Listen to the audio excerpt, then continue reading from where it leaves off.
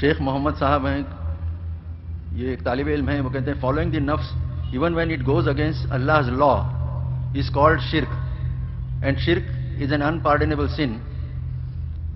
Then such shirk of following the nafs in day-to-day life would take us to hell in the hereafter.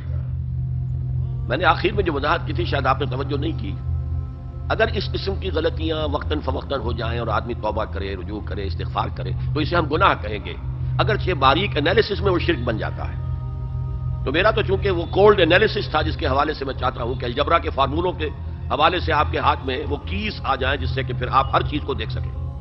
لیکن اگر کسی بھی ایک گناہ کے پر ڈیرا ڈال کر آدمی بیٹھ جائے تو وہ شرک ہوگا اور اس کے لیے پھر خلود فی النار ہے. محمد ابراہیم صاحب، ان کا سوال ہے عیسیٰ مسیح نے خدا کو اپنا باپ کیوں کر کہا؟ لوگوں میں گنجائش ہی کیوں رکھی کہ لوگ ان کو خدا کا بیٹا کہتے، جبکہ نہ عیسیٰ سے پہلے کسی نبی نے خدا کو باپ کہا، نہ ہی بعد میں، نہ ہی محمد صلی اللہ علیہ وسلم نے بھی پکارا باپ کہہ کر. پھر عیسیٰ علیہ السلام نے کیوں ایسا کیا؟ یہ اس کیوں کا جواب میرے پاس نہیں ہے. اگر آپ کہیں اللہ نے شیطان کو کیوں پیدا کیا، خام خواہ ہمارے لیے مصیبت کھڑی کی ہوئی ہے، تو میرے پاس اس کا کوئی جواب نہیں ہے. یہ اصل میں ایک انداز ہے. وہ کہتے تھے جیسے کہ باپ جو ہے وہ پالتا ہے اولاد کو، ایسے ہی اللہ پرورش کرتا ہے. پروردگار ہم کہتے ہیں اسے، پروردگار ہے، پرورش کرنے والا ہے. تو اس معنی میں لفظ استعمال کیا ہے. اب یہ کہ یہ چوائس آف ورڈز تو ان کا اپنا تھا، میں اس کے لیے رسپانسبل نہیں ہوں.